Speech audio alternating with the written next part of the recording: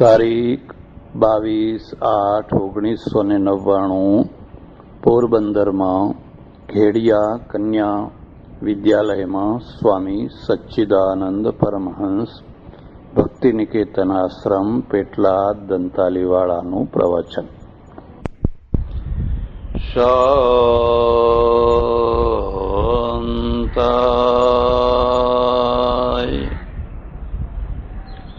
તેજસે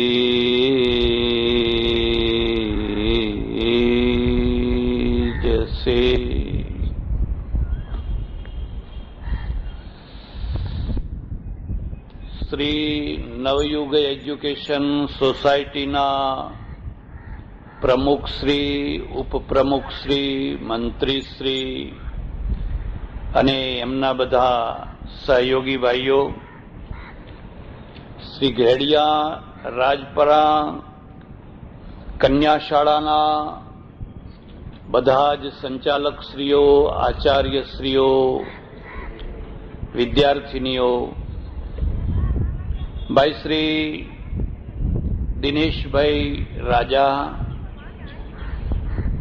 મંચ ઉપર બિરાજેલા બધા જ વિશિષ્ટ મહાનુભાવો, સજ્જનો અને બહેનો,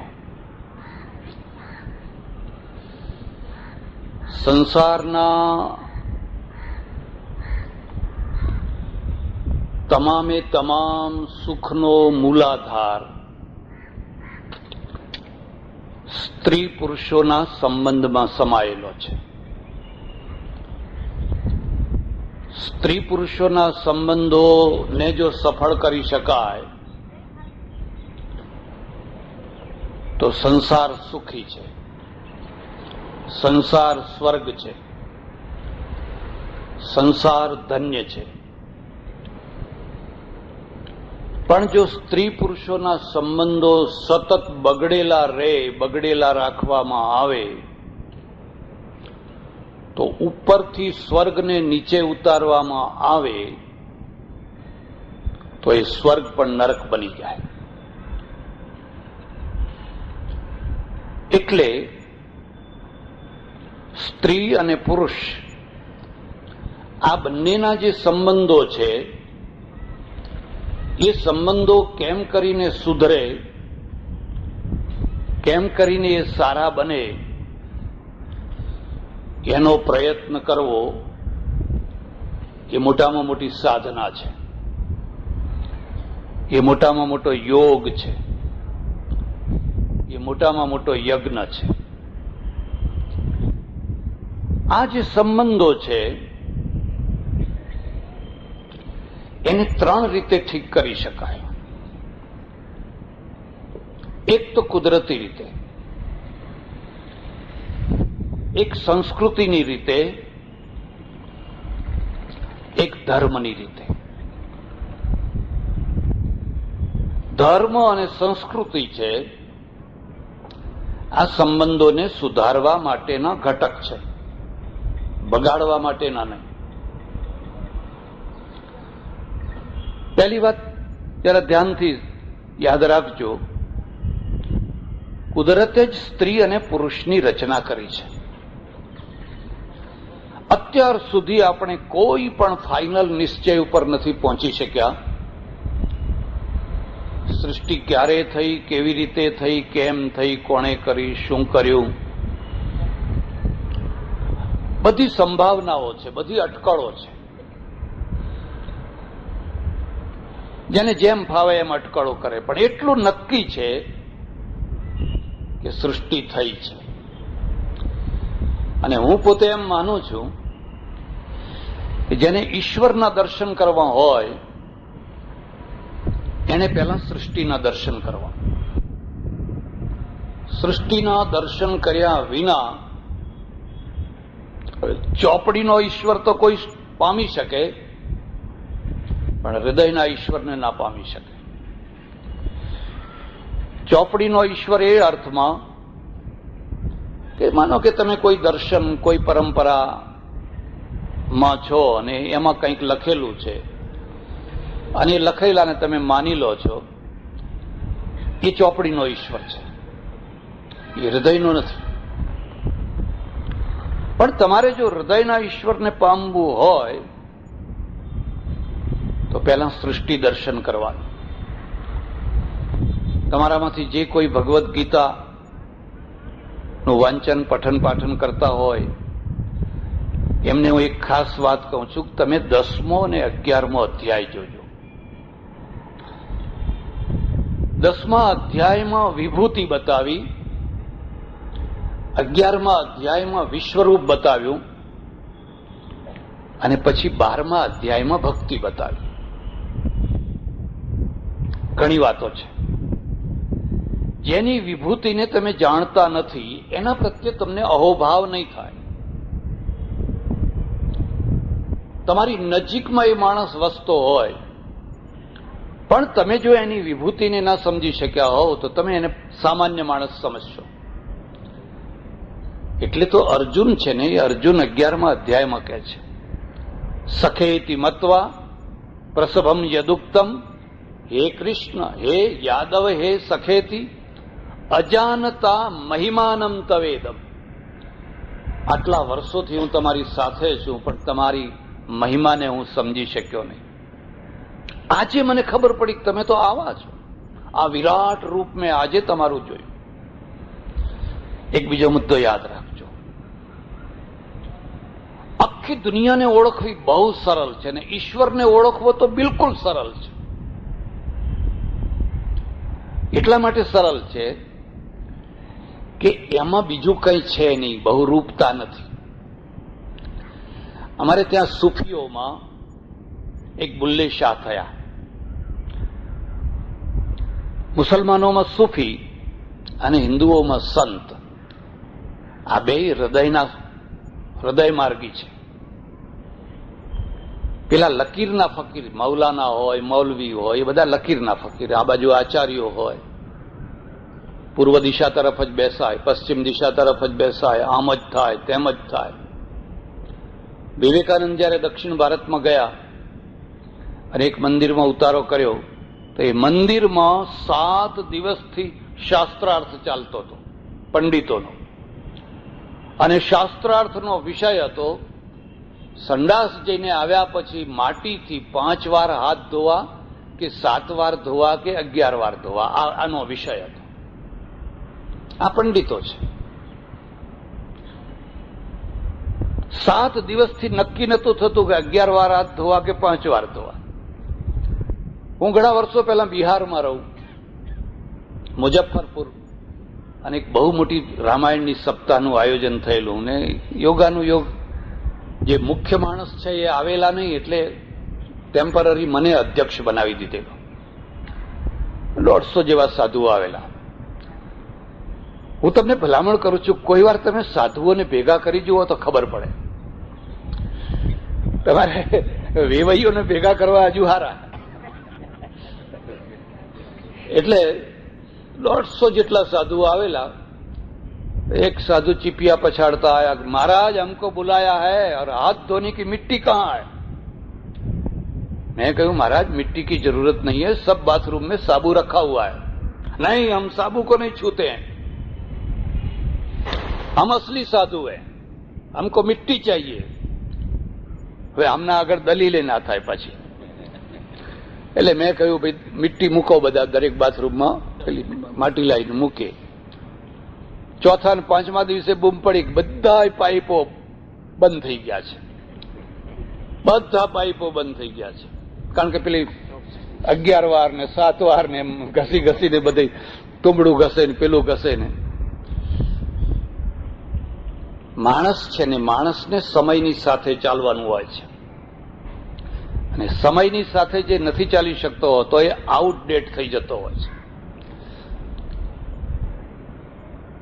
એક અમારે દંડી સ્વામી આવ્યા, અમે બધા જમીન બેઠા હતા ને એ આવ્યા. आओ महाराज भोजन करो. तो मैंने कहा आप लोगों ने भोजन कर लिया? तो मैं कहा कर लिया. तो हम बाद में जूठा भोजन जो है हम नहीं करते हैं. હવે શું કરવું કહો? મેં કહ્યું અમને ખબર નથી કે તમે આવવાના છો. અચ્છા કે ऐसा करो, બજાર से थोड़ी मिठाई मंगवा दो. એ બજારમાંથી પેંડા બરફી એવું કંઈક દૂધું મગાવી દીધું. જે જમ્યા. પછી મેં કહ્યું, મહારાજ आपने पूछा नहीं कि बर्फी पहले किसी ने खाई थी कि नहीं खाई थी। कंदोईनी दुकाने 4 દિવસથી 5 દિવસથી બનાવેલી પડી હોય नहीं कि उसमें चलता है। હવે અહીંયા દલીલ કરવાની કોઈ જરૂર નથી। હું તમને ખાસ ભલામણ કરું છું, ડાયો માણસ મળે તો 1 વાર પગે લાગવું અને મૂર્ખા મળે તો 2 વાર પગે લાગવું। ડાયા માટે 1 વાર, અને એને ડાયાને તો પગે નહીં લાગો તોય વાંધો નહીં આવે, પણ મૂર્ખાને 2 વાર પગે લાગવું, એટલે બધા જાત જાતના અનુભવ થાય। એટલે આ જે રચના છે એ રચનામાં અમારે ત્યાં એવી માન્યતા છે, કુદરતે જ એક વ્યવસ્થા કરી છે, પછી લોકોએ પોતપોતાની રીતે એની વ્યાખ્યા કરી છે। અમારે ઉપનિષદમાં લખ્યું છે, સ નારશ્ચ નારીચા ભવતામ, પછી પરમેશ્વર છે નર અને નારીના રૂપમાં વિભાજિત થઈ ગયો, દ્વિદલમિવ, જેમ એક મગમાંથી 2 ફાડ બને એવી રીતે। આ થોડી ઇંગિત છે, થોડો ઈશારો છે, પણ મેં આપને કહ્યું ને એમ આ જે સંબંધ છે એ સંબંધમાં એક સંબંધ તો કુદરતે બાંધેલો છે। કુદરતે બાંધેલો છે કે પુરુષ છે એ સ્ત્રી વિના રહી નથી શકતો, અને સ્ત્રી છે એ પુરુષ વિના રહી નથી શકતી, જ્યાં એની ઉંમર થઈ નહીં કે એક ઝંખના જાગી નહીં, એવી તીવ્ર ઝંખના, એવી તીવ્ર ઝંખના, એવી તીવ્ર ઝંખના, બાકીની બધી ઝંખનાઓ મંદ પડી જાય ને આ ઝંખના પ્રબળ થઈ જાય। જેણે સૃષ્ટિની રચના કરી છે,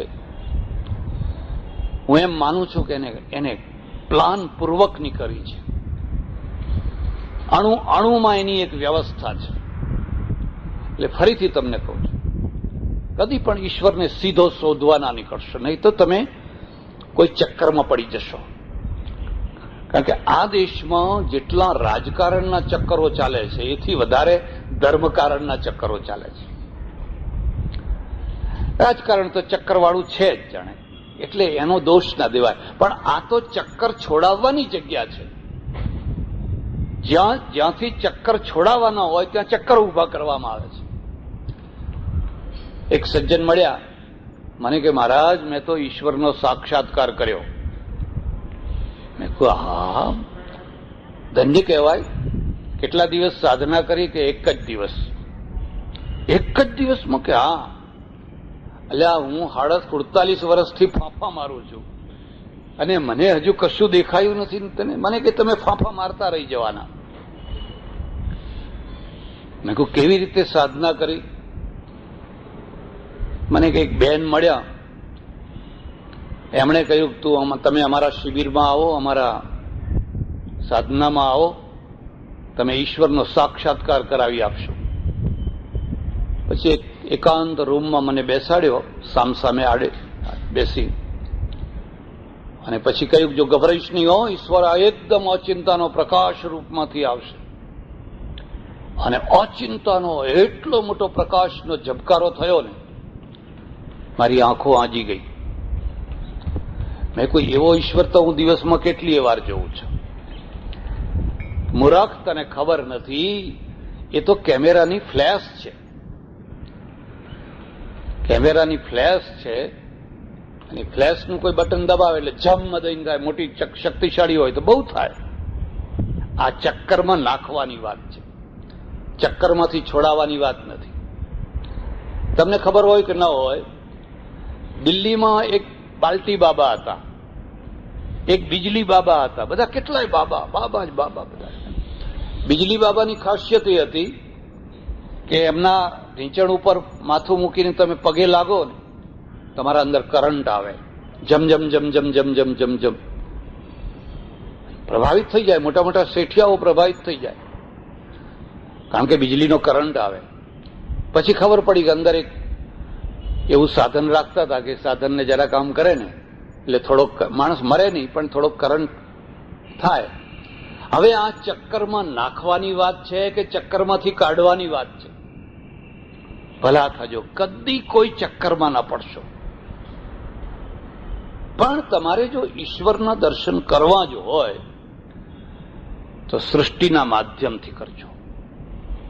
એટલે પેલો પહેલા 10મા અધ્યાયમાં વિભૂતિ બતાવી, જો મારી વિભૂતિને જો, અને પછી હું તને વિશ્વરૂપ દર્શન બતાવું. દ્રષ્ટુમિચ્છામિ તે રૂપમ, હું તમારા રૂપને જોવા માંગુ છું. કૃષ્ણે કહ્યું ભલે લે, જોઈ લે. અને ભગવાને વિશ્વરૂપ દર્શન, અને અર્જુન તો કાંપવા લાગ્યો, થરથર થરથર થરથર થરથર. સારું છે કે આપણે સીમિત જોઈ શકીએ છીએ. જો અસીમિત જોઈ શકતા હોત તો આપણી પણ અર્જુન જેવી દશા હોત. અહીંયા બધા શાંતિથી બેઠા છે કારણ કે આપણે આટલું જ જોઈ શકીએ છીએ.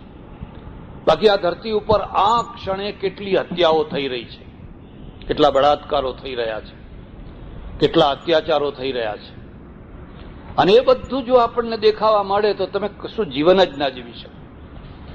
સારું છે કે આપણે સીમિત જ જોઈ શકીએ છીએ. અમેરિકાના એક સાયન્સ મ્યુઝિયમમાં જવાનું થયું, અને હું જેટલી વાર જાઉં એટલે ખાસ જોવા જાઉં. તો એક ટીપું પાણી મૂકીને એને આટલું મોટું એનલાર્જ કરીને એના બેક્ટેરિયા બતાવતા હતા. આવડો મોટો બેક્ટેરિયા, આમ આમ આમ આમ બધા થયા કરે છે, 8-10.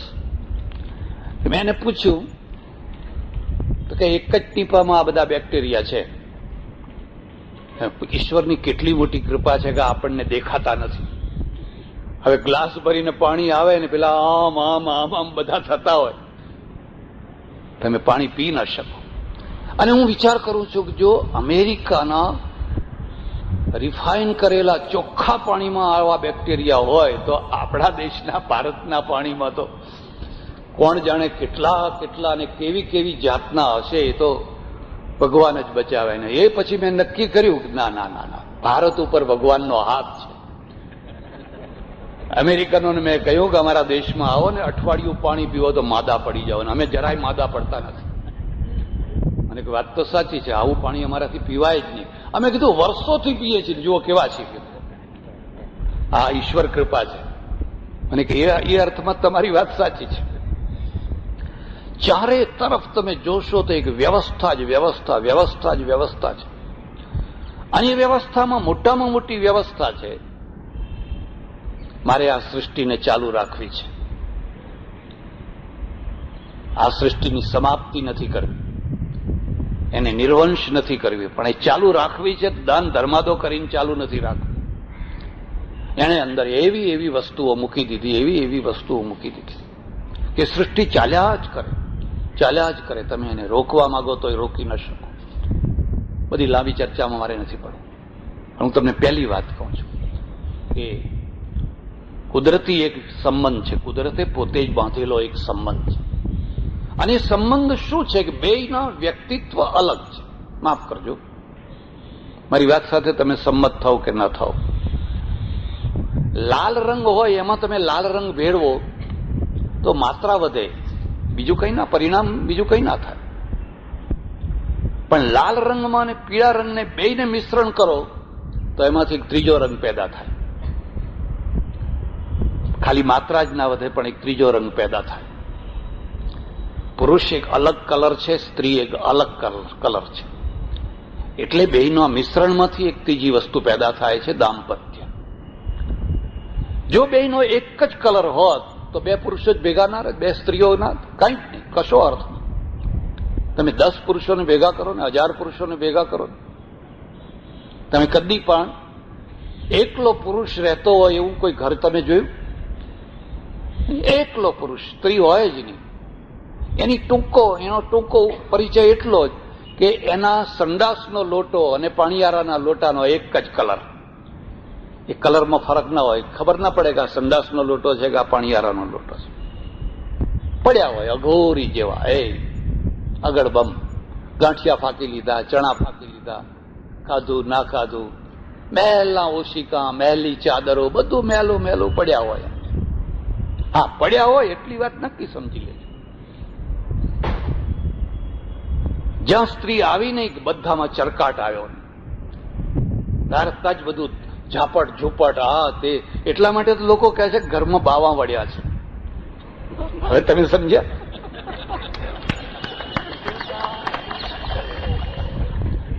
પેલી બાવા ના વળવા દે, એને ડર લાગે છે જો બાવા વળ્યો એ ઝાપટ્યા જ કરે, તમારે ઝાપટ્યા જ કરે. બેયના કલર અલગ છે, બેયના રસ, રુચિ, દૃષ્ટિ બધું અલગ છે. અને અલગ હોવાના કારણે એકની બીજા પ્રત્યે અને બીજાની પહેલા પ્રત્યે એક ઝંખના છે. સ્ત્રીને સ્ત્રીની ઝંખના નથી હોતી, પુરુષને પુરુષની ઝંખના નથી હોતી, પણ બેયને એકબીજાની ઝંખના હોય છે. અને આ કોઈના ઉપદેશથી નથી થયેલી, કોઈના કહેવાથી નથી થયેલી, કુદરતે પોતે કરેલી છે. પોતે કુદરતે જ આ વ્યવસ્થા કરેલી છે. એટલે પહેલું જે બંધન છે, પહેલો જે સંબંધ છે એ તો કુદરતે બાંધેલો છે. અંદર એવા એવા આવેગો મૂકેલા છે. મારું એક પુસ્તક છે, વાંચવાની ઈચ્છા થાય તો વાંચજો. આવેગો અને લાગણીઓ. આવેગો અને લાગણીઓ. આપણે જેટલી પ્રવૃત્તિ કરીએ છીએ એ પ્રવૃત્તિના પાછળ જે પ્રાથમિક પ્રવૃત્તિઓ છે એ આવેગોથી થતી હોય છે, લાગણીઓથી થતી હોય છે. પછી બુદ્ધિની પ્રવૃત્તિઓ બહુ દૂરની હોય છે. ખાવું છે, ખાવું છે, ખાવું છે, ખાવું છે, આવેગો અંદરથી ઉભા. ભૂખ નો આવે, તરસ નો આવે, પાણી પીવું છે, પાણી પીવું છે, પાણી પીવું છે. અંદર પરમેશ્વરે આવેગ મૂક્યો છે. એવી રીતે કામ, ક્રોધ, લોભ, મોહ, મદ, મોહ આ બધા આવેગો છે. વચ્ચે એક બીજી વાત પણ તમને કહી દઉં, અને એ એટલા માટે કહી દઉં કે આપણા ત્યાં ઋષિ દર્શન અને શ્રમણ દર્શનમાં એક પાયાનો ભેદ છે. દુર્ભાગ્યવશ આ ભેદને આપણે જાણતા નથી, એટલે ઘણો ગૂંચવાડો થાય છે.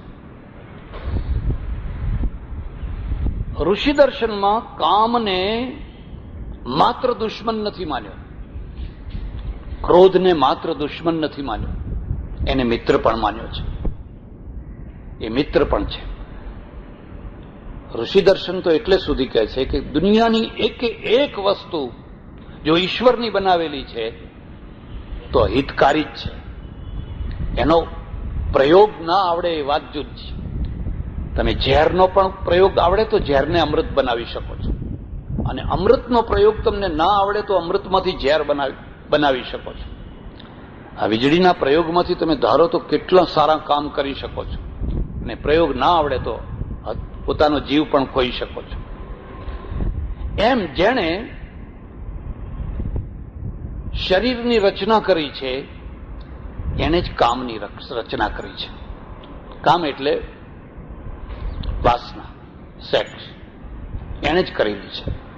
અને પ્રચંડ આવેગ, જેટલા દુનિયાના આવેગો છે એ બધા કરતા તીવ્ર આવેગ, કારણ કે એની સૃષ્ટિને ચાલુ રાખવી છે એટલા માટે એને જ મૂકેલા છે.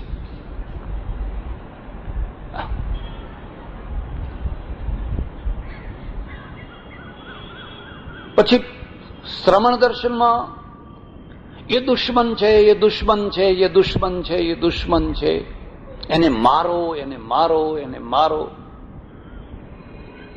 માણસ ગૂંચવાડામાં પડી ગયો, ગૂંચવાડામાં પડી. હવે એને મારવો તો કેવી રીતે મારવો? એટલે પછી એના સ્થૂલ ઉપાયો થયા. અને કારણ કે આ બધું લખનારા પુરુષો હતા એટલે પુરુષોએ પુરુષોની દ્રષ્ટિએ એના ઉપાયો ખોળ્યા. પહેલો ઉપાય એ ખોળ્યો, સ્ત્રીઓથી દૂર રહો, સ્ત્રીઓના મોઢા ના જુઓ, એમના હાથની રસોઈ ન જમો, એમની સાથે વાત ન કરો, કારણ કે એનાથી દૂર રહો. મારી બાયપાસ સર્જરી જયારે કરી, માણસને જયારે એવો થાય ત્યારે ઇમોશનલ થઈ જાય, લાગણી પ્રધાન થઈ જાય. હું બહુ ઇમોશનલ થઈ ગયેલો. એક શીખ ડોક્ટર મારી પાસે બેસી રહે, જપજી સાહેબ મને થોડુંક આવડે એટલે હું એને જપજી સાહેબના મંત્રો, શ્લોકો, સાખીઓ સંભળાવું ને બહુ આનંદ આવે. એટલામાં સમાચાર આવ્યા, એક સંપ્રદાયના બહુ મોટા સાધુ મારી ખબર લેવા આવી રહ્યા છે. આનંદ થયો. કોઈ મોટા સાધુ, કોઈ મોટા પુરુષ આપણી ખબર જોવા આવે તો કોને આનંદ ના થાય? પણ તરત જ 2, 4, 5 માણસો આવીને પેલી નર્સો હતી એ બધી બહાર નીકળો, બહાર નીકળો, બહાર નીકળો, બહાર નીકળો, એ બધાને કાઢી મૂકી. એ મને ના ગમ્યું, મને દુઃખ થયું. આવ્યા, મળ્યા, વાતચીત કરી, બધું થયું, ગયા. પેલો જે હું ઇમોશનલ થઈ ગયો, એ ઇમોશનલમાં હું પેલા શીખ ડોક્ટરને કહું છું, ડોક્ટર, સ્ત્રી પવિત્ર છે. મારી માં છે એ એક તરફ ઊભી હોય ને બીજી તરફ 1000 ગંગાઓ આવીને ઊભી રહે તો હું પેલા માના પગમાં નમસ્કાર કરું. માથી વધારે બીજું કોઈ પવિત્ર નથી. એટલે પેલો શીખ ડોક્ટર મને કહે છે કે મહારાજ તમારી વાત તો સાચી છે, પણ માં પવિત્ર છે, પત્ની તો પવિત્ર નથી ને. અને મેં કહ્યું કે ના, પત્ની પણ પવિત્ર છે. તમને ખબર નહીં હોય, પુનિત મહારાજે એક ભજન રચેલું, એમાં 5 વંદન કર્યા છે. અને 5 વંદનમાં છેલ્લું વંદન એને પોતાની પત્નીને કર્યું છે. 5મું પુનિત પરણેતરને. પછી લોકોને ગમ્યું નહીં, બદલી નાખ્યું, પરમેશ્વર કરી દીધું. પરણેતરને વળી પગે લગાતું હશે. 5મું પુનિત પરણેતરને. કેમ? માનવ પદ દીધું હો રામા. મને એને માનવ પદ દીધું. માનવ પદ પરણેતર. હા, હવે તમારે અનુભવ કરવો હોય, તમે એકલા કોઈ તીર્થમાં, કોઈ જગ્યાએ, ધર્મશાળામાં કોઈ જગ્યાએ જઈને ઉભા રહો ને કહો કે એક રૂમ આપો, ત્યાં પેલી લોબીમાં હોઈ જાઓ, પેલી લોબીમાં હોઈ જાઓ. તમને રૂમ નહીં આપે. રૂમ ક્યારે આપશે? કે જ્યારે જોડે પત્ની કે બહેન કે કોઈ હશે તો અમને રૂમ આપો, રૂમ આપો. હવે આ જે માન મળ્યું એ પેલીના કારણે મળ્યું. તો એકલો હતો તો આ લોબીમાં જ હુવાડવાના હતા. આપણે તો એવી પદ્ધતિ છે, ભાડે મકાન જોઈતું હોય એટલે પહેલા પૂછે પરણેલા છો, કુંવારા છો. અને જો છોકરો, જો યુવાન કુંવારો હોય તો ઘર ખાલી હોય તો કોઈ આપે. કેમ? હજુ આ માણસ નથી થયો એટલે એનો ભરોસો કરાય. હવે આ પોરબંદર જેવું શહેર, અને એ શહેરમાં એક માણસ નોકરી આવ્યો હશે કઈ ફેક્ટરીમાં, ઘણું રખડ્યો, પણ કોઈ જગ્યાએ મકાન કોઈ આપે જ નહીં. પરણેલો નહીં બિચારો, કુંવારો. છેવટે એને પછી યુક્તિ ખોળી કાઢી. અને મને લાગે છે કે લુહાણો હોવો જોઈએ.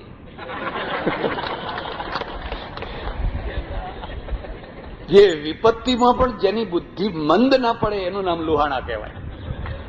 રસ્તો કાઢી નાખે. પરણેલા છો કે? હા. હે, તમારા પત્ની ક્યાં છે? કે પત્ની એના પિયર ગઈ છે, હમણાં જરા ડિલિવરીના દિવસો છે ને એટલે એના પિયર ગઈ છે. હા, હારું હારું હારું. રૂમ મળ્યો. હવે 1.5 મહિનો એને ટાઈમ મળ્યો છે, અને 1.5 મહિનામાં આખા મહોલ્લાને વશમાં કરી લેવાનો છે. એટલે રોજ કોઈને ચા પીવડાવે, કોઈને ભજીયા ખવડાવે, કોઈને કંઈ, કોઈને કંઈ, કોઈને કંઈ. 1.5 મહિના થતા તો ભાઈ ભાઈ ભાઈ ભાઈ ભાઈ ભાઈ, ઉદારતા હંમેશા પોતાની જગ્યા કરતી હોય છે. તમારી ઉદારતા હોય તો તમારો પગ ગમે ત્યાં મૂકો ને, તમારા માટે જગ્યા છે જ. હવે 1.5 મહિનો થયો અને પછી એક દિવસ કાગળ લઈ અને આવ્યો ને આખા મહોલ્લાને પેડા વેચ્યા. કેમ? બાબો આવ્યો, બાબો આવ્યો. એમ કે હા, બધા મહોલ્લાને પેડા વેચ્યા. લોકો ખુશ ખુશ થઈ ગયા. 2 દિવસ થયા અને ત્યારે તો બાથરૂમ નહીં, એટલે પેલા પથરા ઉપર બધા નાય તો નાવા બેઠો, રડે, પોકે પોકે રડે. કેમ? કેમ, શું થયું? કે 2 મરી ગયા. બાબોય મરી ગયો હોસ્પિટલમાં અને ઘરવાળીએ મરી ગઈ. અરે રે, આવી ઘરવાળી મને ફરી ક્યાં મળશે? એટલે મારે હવે 8-10 દિવસ જવું પડશે. એટલે મોહલ્લાવાળા કે તમે ચિંતા ના કરો, એના કરતા સારી ઘરવાળી તમને આપશું.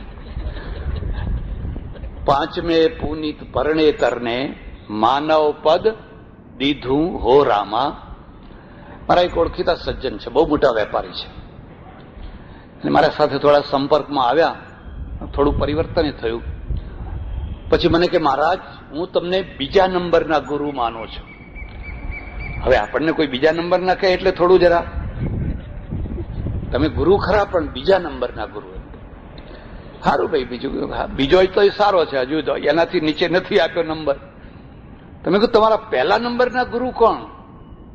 એની પત્ની મને કે આ પહેલા નંબરની આ ગુરુ.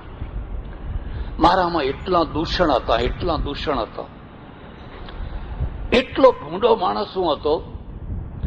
મને ધોઈને આણે ચોખ્ખો કર્યો. જે મારી મા ના કરી શકી એ મારી પત્ની કરી, એટલે હું એને પહેલા નંબરનો ગુરુ માનું છું. એટલે આપણી જે વ્યવસ્થા છે એ વ્યવસ્થામાં આ નરશ્ચ નારી ચાભવતામ એના બે રૂપ જે બતાવ્યા, એમાંનું એક રૂપ છે કુદરતી રૂપ છે. અને કુદરતી રૂપ શું છે કે માણસમાં આવેગ મૂકી દીધો, આવેગ. પણ એક સિક્કાની જેમ બે બાજુ હોય એમ એક તરફ આવેગ મૂક્યો અને બીજી તરફ પ્રેમ મૂક્યો. આ મુદ્દાને યાદ રાખજો. સ્ત્રી પુરુષોના સંબંધો છે એ વાસના પ્રધાન છે, પ્રેમ પ્રધાન છે કે અર્થ પ્રધાન છે.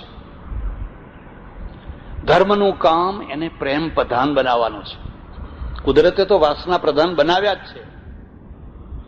કુદરતે કુદરતનું કામ કર્યું છે. માણસ શું કામ કરશે?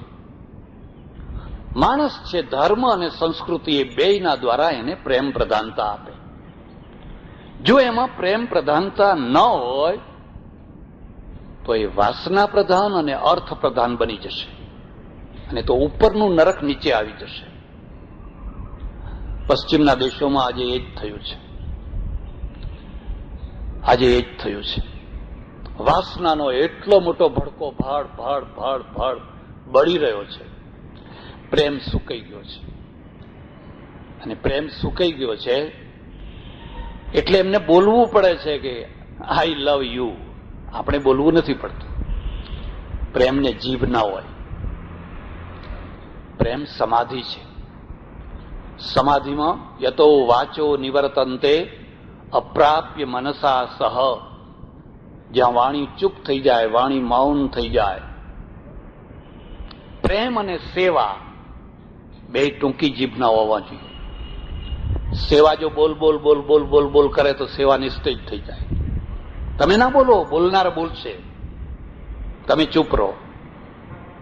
અને પ્રેમને તો ખરેખર બોલવાની જરૂર હોતી જ નથી, કારણ કે એ તો રોમે રોમથી બોલે છે. પેલી જીભ જે બોલે છે એ તો વૈખરી છે,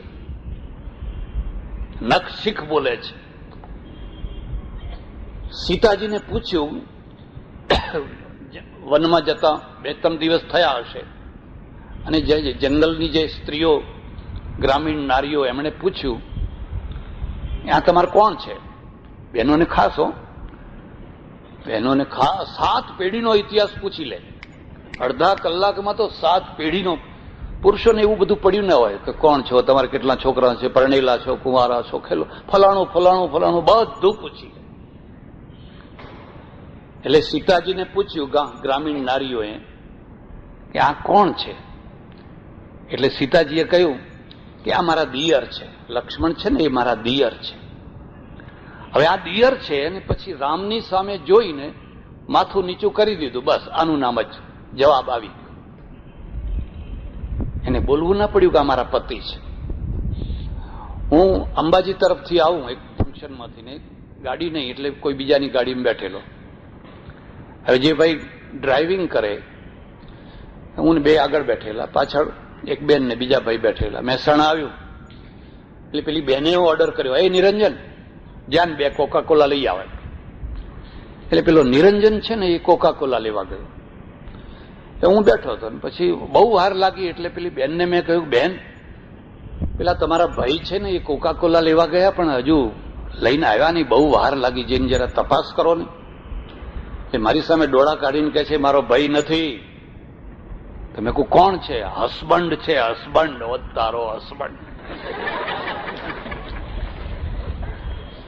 હવે એને મારા દેખતા કે છે નિરંજન કોકા કોલા લઈ આવ, તો હવે ઘરમાં તો એને નિર્યો જ કહેતી હશે, કારણ કે પ્રેમ ઉભરી રહ્યો છે. વ્યક્તિત્વ ખતમ કરી નાખ્યું, બિચારાને પટાવાળો બનાવી દીધો. જરૂર હોય તો જરૂર કોકા કોલા લેવા જવું જોઈએ, ના જવું જોઈએ એવું કઈ નહીં. પ્રેમ છે ને એ તો મૌનની ભાષા. સીતાજી બોલ્યા નહીં કે આ મારા પતિ છે, બોલવાની જરૂર જ નથી. ખાલી એને નીચું જોઈને જમીન ખોતરવા માંડી પગના અંગૂઠાથી, એટલે પેલી ગ્રામીણ નારીઓ હતી એ સમજી ગઈ. આ તુલસીદાસ જે વર્ણન કરેલું છે. એટલે આ જે સંબંધો છે એ સંબંધોને એક રૂપિયાની બે બાજુઓ છે, એક સિક્કાની બે બાજુઓ છે. ધ્યાન દેજો. બે કાર્યક્રમ સાથે નહીં ચલાવવાના. એક બાજુ વાસના છે અને બીજી બાજુ પ્રેમ છે. તમે બેમાંથી કોને પ્રધાનતા આપો છો? જો વાસના પ્રધાન જીવન થયું તો પ્રેમ સુકાઈ જશે. અને વાસનાને કદી પૂર્ણ વિરામ હોતું નથી. પૂર્ણ વિરામ હોય તો પ્રેમનું હોય છે. ન જાતું કામ કામા નામ ઉપભોગ્યે ન શામ્યતી હવિષ્યા કૃષ્ણ વર્તમેવ ભૂય એવાભિવર્ધ્યતે. અગ્નિમાં ઘી નાખો તો અગ્નિ ઓલાય નહીં, પણ એના ભડકા વધુ ને વધુ થાય. એમ વાસના કદી પણ પૂર્ણ નથી હોતી. આપણા ઋષિઓએ કહ્યું છે. એને પૂર્ણ કરવી હોય તો પ્રેમથી પૂર્ણ કરી શકાય. પ્રેમ શી રીતે પૂર્ણ કરે? એ સામા પાત્રની અપૂર્ણતાને સહન કરે. તમે કરોડ પ્રયત્ન કરો, કદી પણ સામું પાત્ર 100% પૂર્ણ હોતું જ નથી. એકવાર જો મન ચંચળ થયું, એકવાર જો મન નવા પાત્રો ખોળતું થઈ ગયું, શોધતું થઈ ગયું, તો આખી દુનિયાના ઢગલાબંધ પાત્રો પણ તમને ઓછા લાગશે. કારણ વાસના પ્રધાનતા છે. એટલે આપણી પાસે બે રસ્તાઓ બચ્યા. આ મુદ્દો યાદ રાખજો. વાસના ઉપર ચોકડી નથી. ઋષિ સંસ્કૃતિમાં ધર્મ, અર્થ, કામ અને મોક્ષ ચારે પુરુષાર્થોનું બેલેન્સ છે. ચારે હોવા જોઈએ. મારે એક મુનિ સાથે થોડો ચળબળ થઈ ગઈ.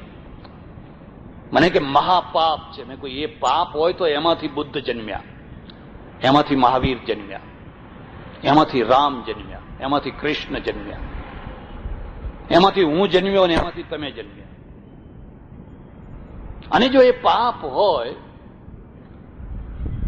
તો લોકોને કોને કે પરમેશ્વરને પ્રાર્થના કરો ને કે હે ભગવાન, અમારા ઘરમાં એવો છોકરો આપજો કે સીધો બહુચરાજી જાય. હે, કોઈને એવો છોકરો ગમતો નથી. તમે ગૂંચવો નહીં. આ ગૂંચવી નાખ્યું બધું. એટલે પેલા શીખ ડોક્ટરને હું કહું છું, પત્ની પવિત્ર છે. પત્નીના કારણે પુરુષ પવિત્ર છે. જો પત્ની ના હોત તો આ પુરુષ કેટલો કલંકિત થઈ ગયો હોત, અને પતિ ના હોત તો સ્ત્રી કેટલી કલંકિત થઈ ગઈ હોત. આવેગના ઉભરામાં પછી દોડ દોડ, હડકાયા કૂતરાની માફક હડક હળક હળક હળક હળક હળક. તમે જોજો, જીવન જોજો ઘણાના. એના કારણે આ પવિત્ર છે ને આના કારણે એ પવિત્ર છે. એટલે આપણે ઈશ્વરને પણ દ્વૈતનું અદ્વૈત કર્યું. સીતારામ, રાધેશ્યામ, લક્ષ્મીનારાયણ, શિવ પાર્વતી. આપણો ભગવાન પણ જોડે, સજોડે છે. પછી મને કે પત્ની પણ પવિત્ર છે. મેં કહ્યું હા, પત્ની પણ પવિત્ર છે. મને કે પત્ની તો પવિત્ર છે માનો, પણ હવે મને જરા થોડી મર્યાદા છોડીને વાત કરવાની છે. એ જયારે 4 દિવસમાં બેઠી હોય ત્યારે પવિત્ર છે. મેં કહું હા, ત્યારે પવિત્ર છે. કારણ કે એ છે તો એની લાખ રૂપિયાની કિંમત છે, અને ના હોય તો એ કોડીની છે. એમાં જ સ્ત્રીત્વ છે. જેને એ ના હોય એની એ કોડીની કિંમત છે, એની કશી કિંમત નથી. હા, સ્વચ્છતા અસ્વચ્છતા એ બધી વાત જુદી છે, પણ એથી કંઈ અપવિત્ર નથી. જો અપવિત્રતા આવી જતી હોય તો પછી સંસાર ખલાસ થઈ જાય. મુદ્દાને યાદ રાખજો. મુદ્દો એ છે, સ્ત્રી પવિત્ર છે, પુરુષ પવિત્ર છે, માં તો પવિત્ર છે. જે સ્ત્રી સવારથી સાંજ સુધી પુરુષને ચોખ્ખો રાખે છે, એના કપડાં ધોઈ નાખે, એની ચાદર ધોઈ નાખે, એના વાસણ ઘસી નાખે, એને બેસવાનું, એની ખુરશી, એનું ટેબલ, એનું ફલાણું ફલાણું ફલાણું બધું ચોખ્ખું કરી આપે, અને બહાર જવાનું હોય ને તોય ઉભા રહો, આ નહીં, આ જબ્બો જયારે કડચલી પડી ગયો છે, આ જબ્બો પહેરીને જાઓ, અને એને તમે અપવિત્ર કહો છો. એના પ્રત્યે તમે હિન્દુ સંસ્કૃતિને સમજી જ નથી શક્યા, તમે ઋષિ માર્ગને સમજી જ નથી શક્યા. એકવાર એક કન્યા હાઈસ્કૂલમાં જવાનું થયું, અને પછી કાર્યક્રમ પૂરો થયો. એક પ્રૌઢ ઉંમરના પટેલ હતા, એમની ગાડીમાં મને મૂકવા આવવાના. અમે બે ગાડી સુધી ચાલવા લાગ્યા. રસ્તામાં મેં એમની સામે આમ જોયું તો આંખમાંથી આંસુ નીકળે. અરે અરે, મેં કહું તમે રડો છો? મને કે સ્વામીજી કહું. મેં કહું કહો. આ તમે જે પ્રવચન કર્યું ને એ બધું મારા ઉપર જ હતું એમ. મેં કહું તો તમને ઓળખતો નથી. કે ના, એવું બને નહીં, કાં તો તમે અંતર્યામી હોવા જોઈએ, કારણ કે બધું મારા ઉપર જ ઘટતું હતું. પણ મેં કહું કેમ રડો છો કેમ? મને કે 62 વર્ષ થયા મને, 6 મહિનાથી પત્ની મરી ગઈ છે, અને 6 મહિનામાં મને 6 ભાવ દેખાવા લાગ્યા છે. મેં કહું કેમ? મારે 3 દીકરા છે, આખા ગામમાં હું સુખી માણસ છું, એટલે તો આ ગાડી, હું તો કઈ તમારા પ્રવચન સાંભળવા નતો આવ્યો, આ ગાડી મૂકવા માટે આવ્યો હતો. એટલે ફરજિયાત બેસવું પડ્યું એટલે સાંભળવું પડ્યું. મેં કહું બોણી બગડી તમારી. કીધું આ પહેલી વાર જ તમારે રડવાનું થયું તો બોણી બગડી તમારી. ના ના ના ના, 3 છોકરા છે, 3 છોકરાની વહુઓ છે, સુખી છું, પણ એ 6 મહિનાથી મરી ગઈને મારી દશા બેસી ગઈ. શું થયું? એ જીવતી હતી, હું ઉઠું એના પહેલા મારું દાંતણ તૈયાર હોય, પથરેથી કૂટેલું, મારો ચા, નાવાનું, ધોવાનું, ધોતિયું, ટુવાલ, નાસ્તો, આગળ આગળ આગળ આગળ. હું બહાર જવાનો હોઉં તો મારી બેગ તૈયાર હોય, દવાઓ, ફલાણું ફલાણું બધું તૈયાર હોય. મહેમાન આવે ને આમ એના સામું જોવું એટલે એ સમજી જાય, ચા, પાણી, નાસ્તો, જમવાનું બધું તૈયાર હોય. અને હવે એ ગુજરી ગઈ, અને હવે હું ઉઠું ત્યારે કોઈ ઉઠ્યું જ નથી હોતું એમ.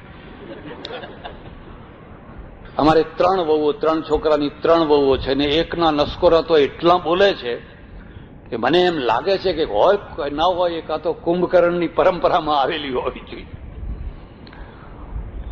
પછી હું ફાંફા મારીને પથરો લઈને ટીચ ટીચ ટીચ ટીચ ટીચ ટીચ કરું, કશું થતું નથી. એટલે મારી વહુઓ પછી કહે છે ઊંઘવા નથી દેતા, ઊંઘતા નથી ને કોઈને ઊંઘવાય દેતા નથી. મારું ધોતિયું પીળું પચ થઈ ગયું, બપોર સુધી પડ્યું હોય એમને. ચાનું ઠેકાણું નહીં, નાસ્તાનું ઠેકાણું નહીં. મારે કેવી રોટલી ખાવી, કેવી દાળ, કેવું શાક, કોઈને કંઈ પડી નહીં. અને 3 વહુઓ ભણેલી, એક તો BA પાસ. મેં એને એક દિવસ કહ્યું, બેટા તારી બા હતી તે મારે આ ધોતિયું આમ ધોઈ નાખતી, આ ફલાણું આમ કરી નાખતી, આમ કરી નાખતી, આમ કરી નાખતી. એણે મને તપાક દઈને કહ્યું, બાપુજી જો સારી રીતે જીવન જીવવું હોય તો ગાંધીજીનો ધર્મ પાળો. એમ ગાંધીજીનો ધર્મ પાળો એટલે જાતે ધોતિયું, પોતાનું કામ બધું જાતે. મહારાજ કે દુખી થઈ ગયો છું. મેં કહ્યું આ સારું, હવે મારે તમને એક પ્રશ્ન પૂછવો હશે. જે સ્ત્રીના અભાવમાં 6 મહિના તમારા માટે આવું દુઃખદાયી થઈ ગયા છે, એ સ્ત્રી જીવતી હતી ત્યારે એના પ્રત્યેનો તમારો વ્યવહાર કેવો હતો? મને કે રોવું એનું જ આવે છે. મેં તો એને કેટલી વાર ગરમ ગરમ દાળની વાટકી મારી છે. કેમ વાટકી મારી? રોટલી આવતા જો મોડું થાય તો એ વાટકી જ મારું ને, પછી તરત રોટલી લે આવે. એક સામે કશો જવાબ ના આપે, કઈ જવાબ ના આપે. કદી એ મારી સામે બોલી નથી. મેં કહ્યું પટેલ તમારું માથું લાવો, મારે આશીર્વાદ આપવા છે, તમે 100 વર્ષ જીવો, અને આ બાકીના વર્ષો એ મરનારી સ્ત્રીને યાદ કરીને રોતા રોતા બાકીના વર્ષ 37 વર્ષ તમે 100 વર્ષ ના ના ના ના કે ભગવાન ઉપાડી લે તો સારું, હવે તો મારે ઉપાડી લે તો સારું. મેં કહ્યું ના, ભગવાનને હજુ ઉપાડી નથી લે, તમારા દ્વારા કામ કરાવવું છે. જે સ્ત્રીને તમે જીવતા જીવતા સમજી ન શક્યા, ઓળખી ન શક્યા, અને આ એક ખાસ મુશ્કેલ છે. માણસ છે ને નજીકના માણસને નથી ઓળખી શકતો. જુનાગઢ જેવું જુનાગઢ નરસિંહ મહેતા નતું ઓળખી શક્યું. ઓળખી શક્યું? નરસિંહ મહેતા ઉપર માછલા ધોયા હતા નાગરોએ. કોઈને નતું. દયાનંદ સરસ્વતીને ગુજરાત ઓળખી શક્યું? ગુજરાતનો સપૂત, પણ ગુજરાત એને ના ઓળખી શક્યું. હું ટંકારા ગયો, એમની જન્મભૂમિ એક પટેલે એ ઘર લઈ લીધું છે અને કોઈ સ્મારક નહીં. નાનજીભાઈએ થોડીક પેલા રાજાનો મહેલ રહીને થોડું કરેલું છે. તો મેં પૂછ્યું પટેલોને, મેં કહ્યું આ દયાનંદ સરસ્વતી આ ધરતી ઉપર જન્મ્યા, મોટા થયા, ને અહીંયા તમે એમને કઈ, મને કે એ તો નાસ્તિક હતા. એમ એ તો કે નાસ્તિક હતા. ઓહો હો, નજીકના માણસને માણસ ઓળખી નથી શકતો હતો. એટલે લોકો હરિદ્વાર જાય છે સંતોના દર્શન કરવા માટે. અને અમે બધા હરિદ્વારમાં રહ્યા છીએ, ઋષિકેશમાં રહ્યા છીએ. ભાઈ, તમારે દર્શન કરવા હોય તો 6 મહિના 12 મહિના રહો ને પછી દર્શન કરો. પછી તમને એમ જ લાગે કે પોરબંદર ઘણું સારું હો, પોરબંદર ઘણું સારું હો. શા માટે ભાગો છો? તમારા પડોશીને ઓળખો, તમારા નજીક માણસને ઓળખો. તો એ પત્નીને તમે ઓળખી ન શક્યા, એની ગેરહાજરીમાં હવે રડો છો. મને કે શું કરું? મેં કરવાનું બતાવું તમને. તમારી પાસે મૂડી છે, બહુ મોટો પૈસો છે,